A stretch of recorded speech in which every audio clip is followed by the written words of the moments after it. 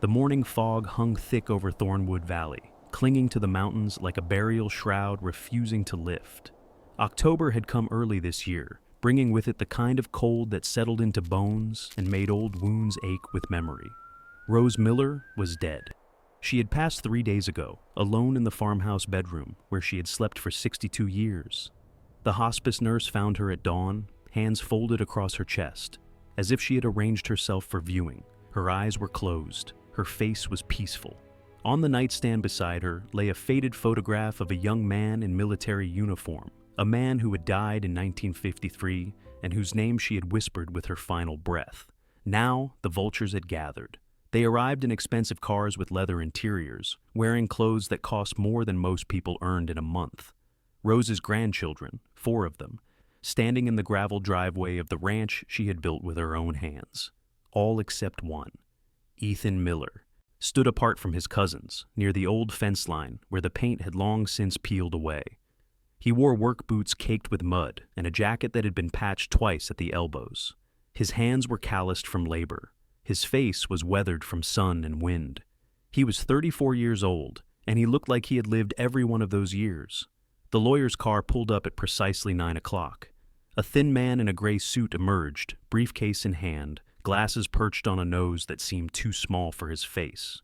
He walked toward the porch where the cousins had gathered, already whispering among themselves about square footage and cattle prices and which bank accounts held what amounts. Ethan stayed by the fence. He watched. He waited. The reading of the will took place in Rose's kitchen, around the same table where she had served Sunday dinners for 5 decades. The cousins sat in chairs they had never bothered to visit when their grandmother was alive. Victor, the oldest, had come from his investment firm in the city. He checked his phone every 30 seconds. His sister Diane fidgeted with her designer handbag, clearly uncomfortable with the dust and the smell of old wood. The twins, Marcus and Calvin, whispered jokes to each other and laughed at nothing. They thought they were there to collect a fortune, but Rose had prepared one final lesson from the grave. But real quick, before the lawyer opens that envelope, if you love satisfying stories where greed gets punished and loyalty is rewarded, make sure to subscribe and hit that bell icon so you don't miss the rest of the story. Now, let's see who really gets the farm.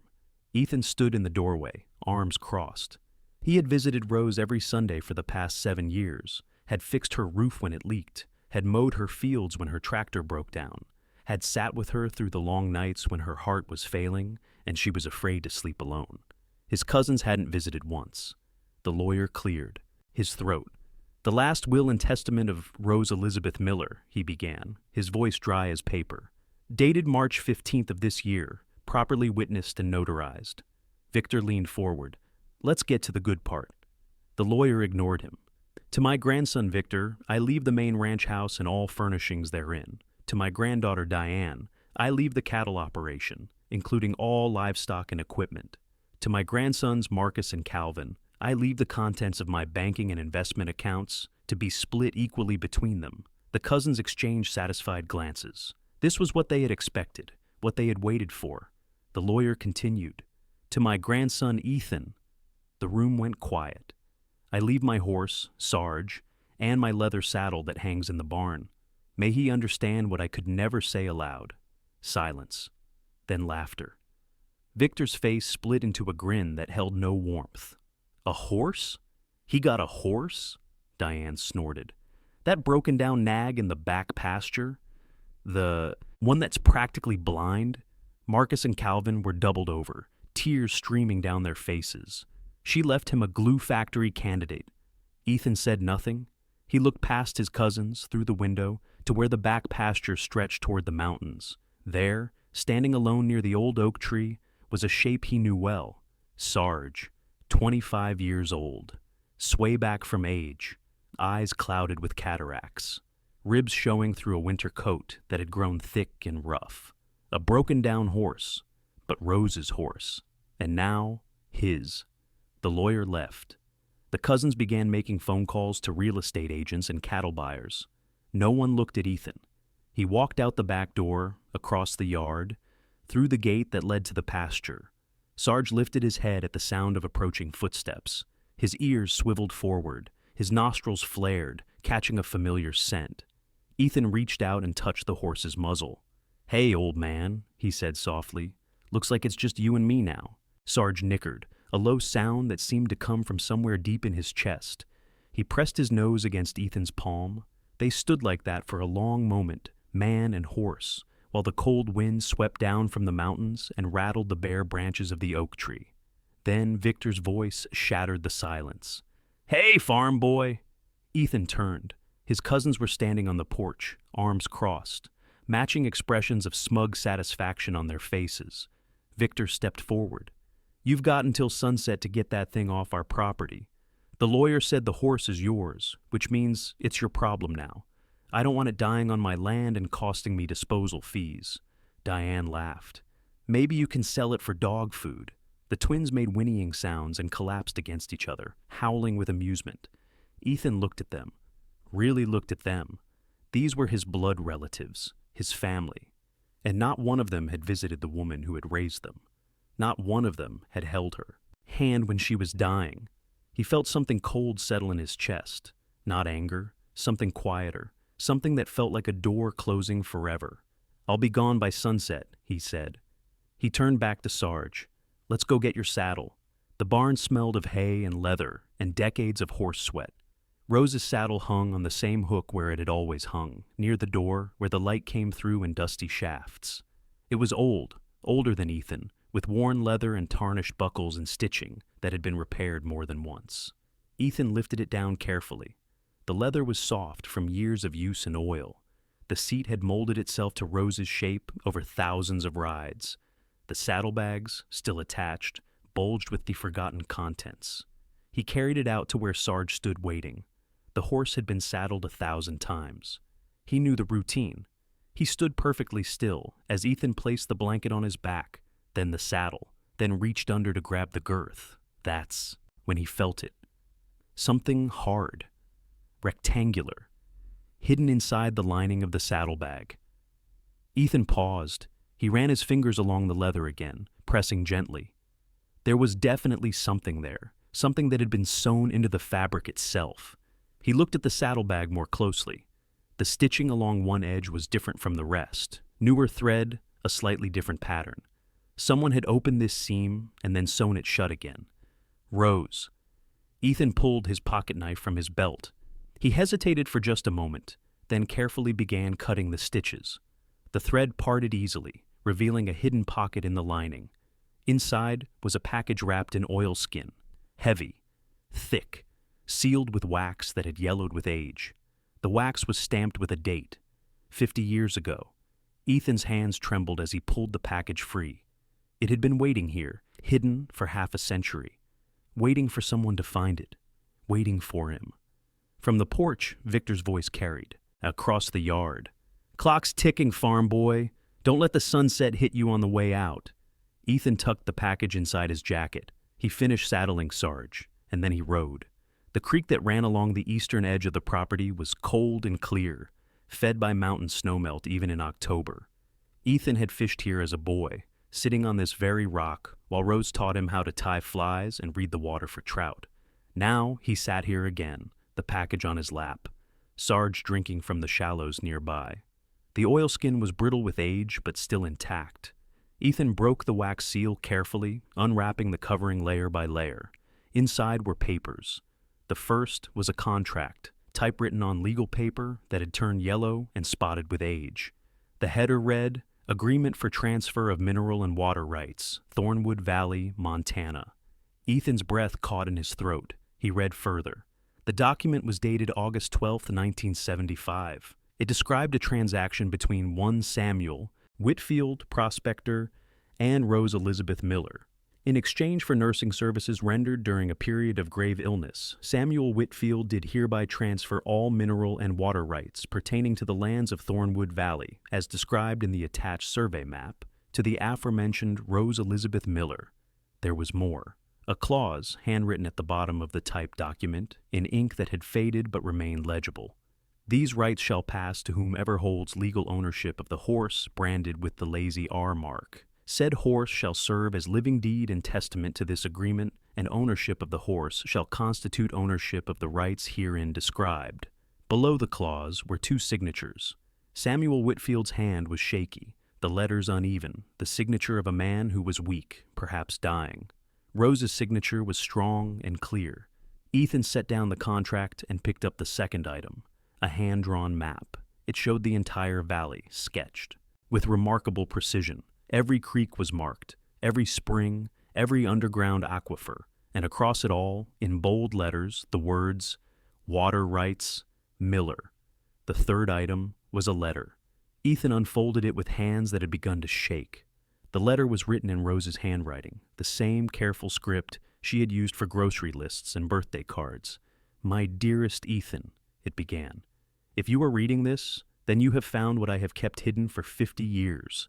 You have found it because you are the one who stayed, the one who cared, the one who saw me as something more than a source of inheritance. Your cousins will inherit the land and the cattle and the money. Let them have it. Those things are worth less than they think. What I give you is worth more." In 1975, a man named Samuel Whitfield stumbled onto my property, half dead from exposure and starvation. He had been prospecting in the mountains for 3 years, searching for gold that was never there. What he found, instead, was something more valuable, the underground aquifers that feed this entire valley. I nursed him back to health over the course of 2 months. When he recovered, he had nothing to pay me with, nothing except the rights he had filed with the county for the water beneath this land. He signed them over to me with a clause that tied the ownership to a horse I owned at the time, a young gelding branded with the Lazy R. Samuel was a strange man, but wise in his own way. He said that land could be stolen, papers could be forged, but a living creature would know its true owner. That horse was Sarge's father. When he died, I bred a foal and continued the brand. When that horse died, I bred another.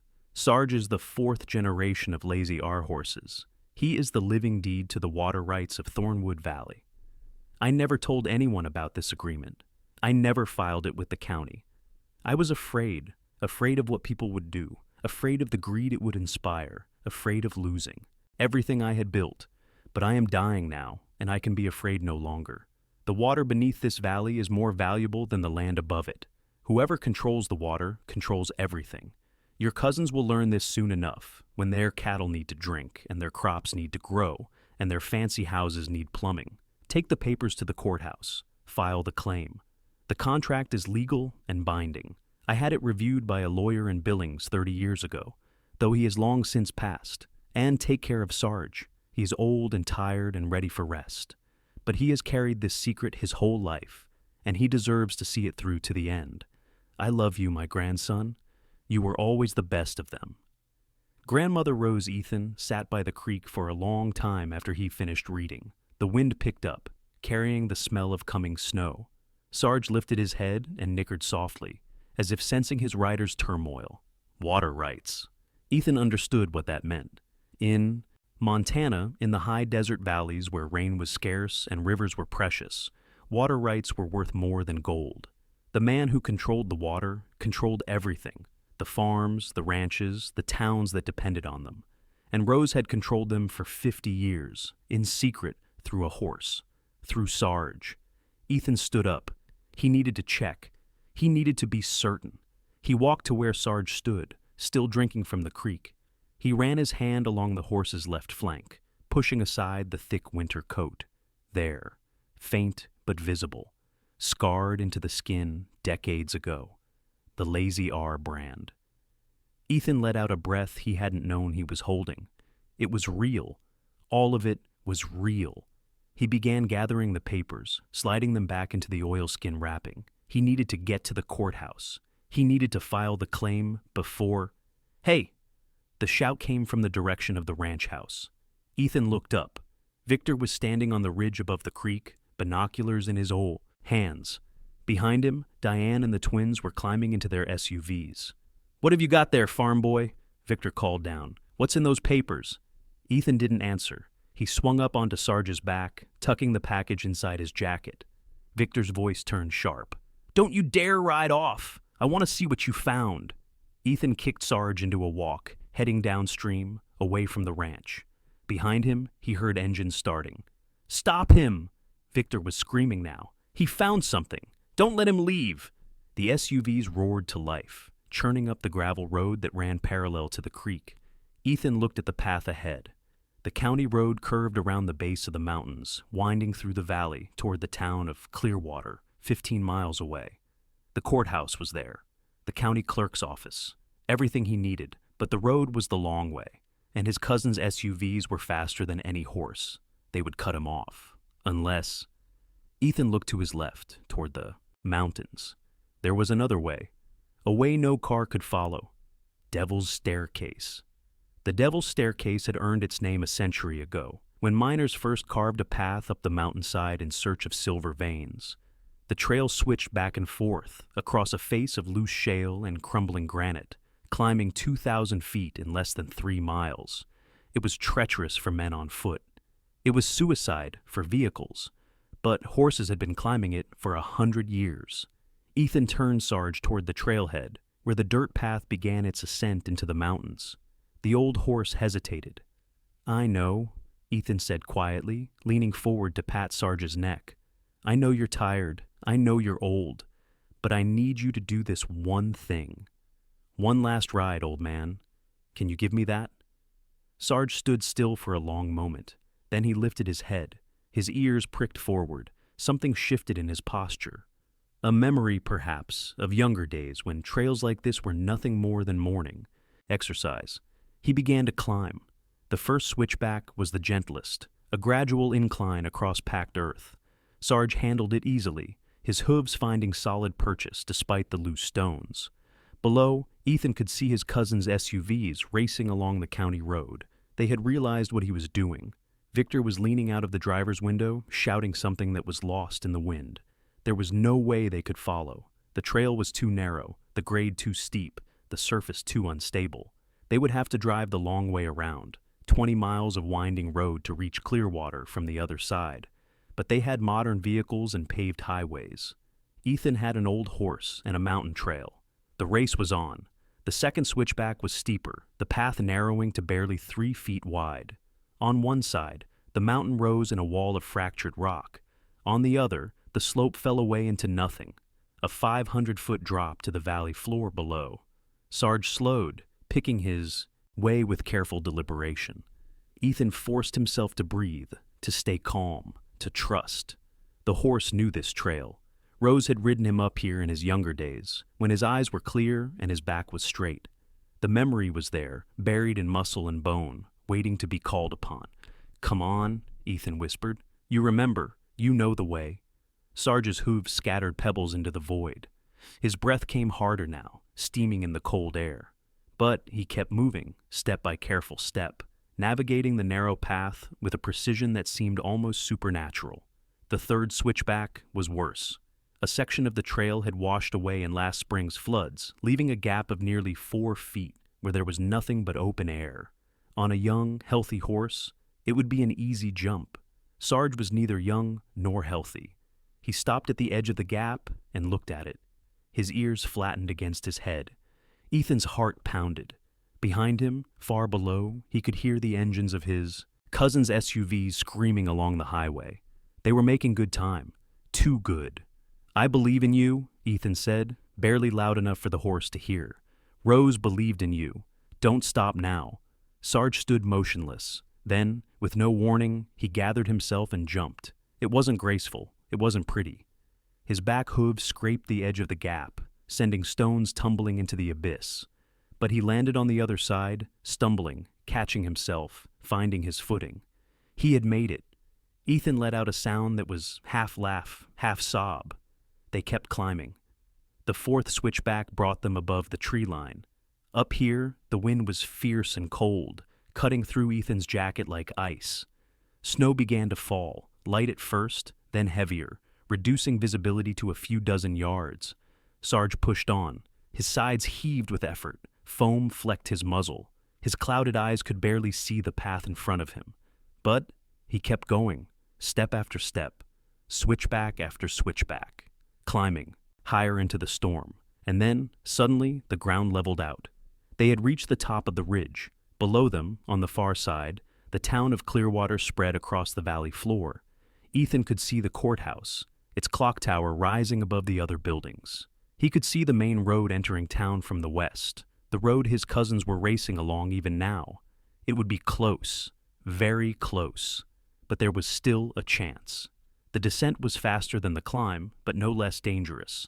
The eastern face of the ridge was steeper, the switchbacks tighter, the footing more treacherous. Sarge slipped twice, caught himself twice, kept moving with a determination that bordered on desperate. Ethan clung to the saddle and prayed. The snow thickened around them, turning the world white and formless. He could barely see Sarge's ears in front of him, could barely feel his own fingers wrapped around the reins. But he could see the town getting closer, and he could hear something else. Engines. His cousins had arrived. The SUV screeched to a halt in front of the courthouse just as Ethan and Sarge emerged from the tree line at the edge of town. Victor threw open his door and sprinted toward the building, Diane and the twins close behind. But the snow had slowed them. The unfamiliar mountain roads had slowed them, and Ethan was closer than they thought. Sarge burst into a canter, the first time he had moved faster than a walk in years. His hooves pounded against the cobblestones of the town square, throwing up clouds of snow and mud. His sides heaved like bellows. His eyes, clouded and dim, somehow found the strength to see what needed to be seen. Victor reached the courthouse steps. Ethan reached them half a second later. For a moment, the cousins and Ethan stood facing each other on the courthouse steps, breath steaming in the cold air. Victor's face was red with fury. "Give me those papers." "No, they're ours by right. Whatever grandmother left in that saddlebag belongs to the estate." Ethan shook his head. "The horse belongs to me, and everything attached to the horse belongs to me too. That's what the will said. That's what the law says." Diane stepped forward, her voice dripping with contempt. "You think a piece of paper from 50 years ago means anything? You think anyone's going to honor a contract signed by some crazy old prospector?" Ethan looked at her. Only one way to find out. He pushed past them and walked into the courthouse. The county clerk's office smelled of old paper and older dust. A woman with gray hair and reading glasses looked up as Ethan entered. She took in his appearance, the mud, the snow, the exhaustion written across his face, and raised an eyebrow. "Can I help you?" Ethan pulled the oilskin package from inside his jacket and set it on the counter. "I need to file a claim," he said. "Water and mineral rights, Thornwood Valley." Behind him, his cousins burst through the door, shouting objections, demanding that the clerk refuse to accept anything. Victor grabbed Ethan's arm. Diane tried to snatch the papers from the counter. The clerk stood up, and her voice cut through the chaos like a blade. "That is quite enough." Everyone froze. She was small, this woman, but there was something in her eyes that commanded instant obedience.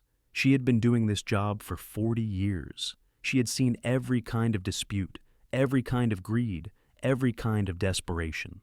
"One at a time," she said, starting with the young man who arrived first. She pointed at Ethan. "Show me what you have." It took an hour to review the documents. The clerk examined every page, compared signatures against samples from the county archives, verified the legal language against state statutes that had been on the books for over a century. Victor paced the waiting room, making phone calls to lawyers who couldn't arrive in time to help. Diane sat in a chair, staring at the wall. The twins had gone outside to smoke, their earlier bravado entirely vanished. Finally, the clerk looked up. "This contract is valid," she said. "The signatures are authentic. The clause regarding the horse is unusual, but legally binding under Montana property law." Victor's face went pale. "That can't be right." The clerk ignored him. She stamped the documents with an official seal and filed them in a ledger that dated back to territorial days. "As of this moment," she said, looking at Ethan, "you are the legal owner of all mineral and water rights pertaining to Thornwood Valley." She handed him a certified copy of the registration. "Congratulations." Ethan walked out of the courthouse into the fading afternoon light.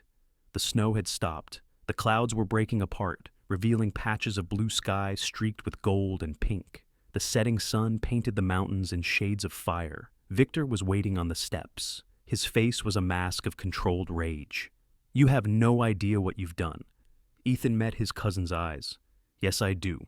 That water rights are worth millions, millions. And you think you can just waltz in and take them from us? They were never yours to begin with." Victor stepped closer, his voice dropping to a hiss. "This isn't over. I'll sue. I'll contest the will. I'll drag you through every court in the state." Ethan smiled. It was a tired smile, worn at the edges, but genuine. "You can try," he said, "but I learned something from Rose that you never did." "What's that?" "That some things are worth more than money." He turned and walked down the steps to where Sarge stood waiting. The old horse was barely standing, legs trembling with exhaustion, head hanging low. But when Ethan approached, he lifted his muzzle and nickered softly. Ethan wrapped his arms around Sarge's neck and held him. "You did it, old man," he whispered. "You carried her secret all these years, and you delivered it. She would be so proud of you." Sarge leaned into the embrace, and somewhere in his clouded eyes, there was a light that hadn't been there before. Peace. Spring came early to Thornwood Valley. The snow melted, feeding the creeks that ran through the land like silver veins. Wildflowers erupted across the meadows, lupine and larkspur and Indian paintbrush, painting the hillsides in purple and blue and red. At the old Miller Ranch, things had changed. Victor had sold the property within months of the will reading, unable to face a future where his water bill would go to his cousin. Diane had followed suit, liquidating the cattle operation at a loss. The twins had taken their inheritance and vanished to opposite coasts, never speaking to each other again. The ranch house stood empty now, waiting for a new owner, but across the valley, in a small cabin on a modest piece of land, life went on. Ethan had built a fence around a large pasture, the boards painted white and sturdy. He had constructed a shelter with a roof that didn't leak and walls that blocked the wind. He had planted an orchard of apple trees that would bloom next year. And, in the center of it all, in a field of clover that reached his knees, stood Sarge. The old horse had gained weight over the winter. His coat, once rough and matted, now gleamed in the morning light. His eyes were still clouded, but he navigated his pasture with confidence, knowing every inch of the ground beneath his hooves. He spent his days eating premium alfalfa and dozing in the sunshine. He was retired now, truly retired, and he was happy. Ethan stood at the fence, watching his horse graze, thinking about the journey that had brought them here. The water rights had indeed been worth millions. Companies had come calling, offering astronomical sums for access to the aquifers beneath the valley. Developers had offered more. Even the state government had expressed interest. Ethan had turned them all down. Instead, he had formed a water cooperative, offering fair access to every farm and ranch in the valley. The fees were modest, enough to cover maintenance and conservation efforts. No one was turned away. No one was exploited. Rose had kept her secret for 50 years because she was afraid of what greed would do. Ethan had decided to prove that there was another way. A truck pulled up the drive, kicking up dust that caught the morning light. A man got out, old, weathered, with a beard that had gone entirely white. He walked with a cane but moved with the deliberate purpose of someone who had important business to conduct. Ethan recognized him. Tom Wheeler. He had been Rose's neighbor for 40 years. Tom reached the fence and stood beside Ethan, looking out at the pasture where Sarge was enjoying his breakfast. For a long moment, neither of them spoke. Finally, Tom cleared his throat. "I knew her secret," he said quietly. Ethan turned to look at him. Tom nodded slowly. "She told me, about 10 years ago. Made me swear not to tell anyone. Said she was waiting for the right person to inherit it. Why are you telling me now?" Tom reached into his jacket and pulled out an envelope, yellowed with age. "Because she gave me this. Told me to give it to you if you ever found the papers and did the right thing with them." Ethan took the envelope. His name was written on the front in Rose's familiar handwriting. Inside was a photograph. It showed a young woman, perhaps 20 years old, standing beside a horse in a mountain meadow. The woman was Rose. Ethan recognized her smile from the pictures in the farmhouse. The horse was tall and strong, with a clear brand on its flank, the Lazy R. Below the photograph was a note, written in Rose's careful hand. "This is Sarge's great-grandfather, the first of the line. His name was Courage. Some things are worth more than money. I always knew you understood." Ethan stood at the fence for a long time after Tom left. He watched Sarge grazing in the clover. He thought about Rose, and the secret she had kept for 50 years. He thought about the mountains they had climbed together, he and this old horse, racing against time and greed and the cruelty of cousins who had never understood what truly mattered. He thought about legacy. Not the kind measured in dollars and acres and bank accounts. The kind measured in kindness, in loyalty, in the quiet courage to do the right thing when the easier path beckoned. Rose had given him a broken-down horse and an old saddle. She had given him everything. The sun climbed higher, warming the valley, chasing away the last shadows of the night. Sarge lifted his head and looked toward the fence, toward Ethan. His ears pricked forward. His clouded eyes found focus. He nickered softly. Ethan smiled. He climbed over the fence and walked across the pasture, through the clover that brushed against his legs, toward the horse who had carried him through storm and stone and the long climb toward truth. He put his hand on Sarge's neck and felt the warmth of the horse's skin, the steady rhythm of his heartbeat. "Thank you," he said simply. Sarge leaned into his touch, and, standing there together in the morning light, man and horse, they watched the day begin. Behind them, the mountains rose toward the sky, ancient and patient, keeping their own secrets. Above them, the clouds drifted lazily across the blue expanse, casting shadows that moved like memories across the land.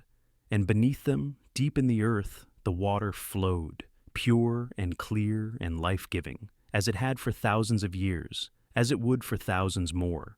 Rose's gift, Rose's legacy, Rose's love, hidden in a saddlebag for 50 years, waiting for the one person who would understand its worth. Ethan understood. He had always understood.